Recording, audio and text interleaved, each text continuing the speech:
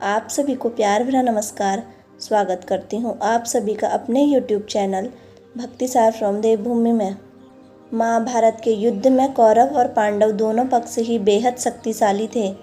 महाभारत की गाथा वीर योद्धाओं से भरी पड़ी है, जहाँ एक तरफ भीष्म पितामह, दुर्योधन, कृपाचार्य जैसे महान योद्धा थे, वहीं दूसरी ओर महाबलशाली भीम, सर्वश्रेष्ठ अर्जुन, अभिमन्यु और स्वयं श्री कृष्ण थे।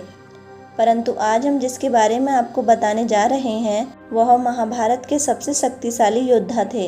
धर्म की रक्षा करने हेतु उन्होंने खुद को इस धर्म युद्ध से दूर रखना ही बेहतर समझा था।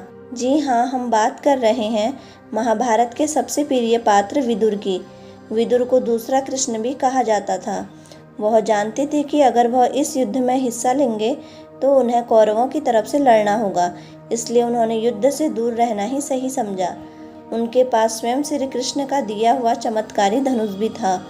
अगर वह चाहते तो एक तरफ की पूरी सेना को पल भर में खत्म कर सकते थे। इस महान योद्धा को धर्मराज का रूप भी माना जाता है। तो आइए जानते हैं आखिर कौन थे विदुर। पूर्व जन्म में ऋषि मांडव्य को एक राजा ने चोरी के अपराध में गलती से सूली पर चढ़ा दिया था, लेकिन कई दिनों तक सूली पर लटकने से भी मांडव्य ऋषि की मृत्यु नहीं हुई। यह सब देखकर राजा आश्चर्यचकित हो गया। उसने अपने निर्णय पर पुनः विचार किया। तब उसे ज्ञात हुआ कि उसने गलत व्यक्ति को सूली पर चढ़ा दिया था। अपनी गलती पर शर्मिंदा होकर वह ऋषि से माफ़ी मांगता है। इसके पश्चात ही ऋषि की मृत्यु हो जाती है। यमलोक पहुंचकर ऋषि मांडव्य यमराज से सवाल करते हैं कि उन्हें इतनी भयानक मृत्यु क्यों दी गई। इस पर यमराज उन्हें बताते हैं कि जब ऋषि 12 साल के थे तब उन्होंने एक पतंगे को सुई से मारा था। यह सुनकर ऋषि बहुत क्रोधित हो गए और कहते हैं कि तब वह एक नादान बालक थे, उन्हें ज्ञान नहीं था कि वह क्या कर रहे हैं। उन्होंने यमराज पर अन्याय करने का आरोप लगाते हुए उन्हें श्राप दिया कि उन्हें पृथ्वी पर अछूत के घर में जन्म लेना होगा। इसी श्राप के चलते स्वयं यमराज ने पृथ्वी पर विदुर के रूप में एक दासी के घर में जन्म लिया। पांडवों का पक्ष लेने के कारण दुर्योधन विदुर से ईर्ष्या करता था और लाक्षागृह के षड्यंत्र के समय भी विदुर ने ही युधिष्ठिर को सावधान किया था तथा उन्हें इससे बचने का उपाय भी बताया था। बता दें कि विदुर जी के पास एक बहुत ही शक्तिशाली और चमत्कारी धनुष था, जो उन्हें खुद भगवान कृष्ण जी से प्राप्त हुआ था।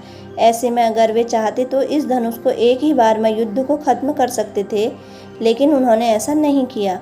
दरअसल बात यह है कि एक बार विदुर ने दुर्योधन को युद्ध न करने की सलाह दी थी, जिसके बाद दुर्योधन ने विदुर को अपशब्द कहने शुरू कर दिए, जिसके बाद विदुर जी ने गुस्से में अपना धनुष तोड़ दिया और ये प्रण लिया कि वे युद्ध में नहीं लड़ेंगे।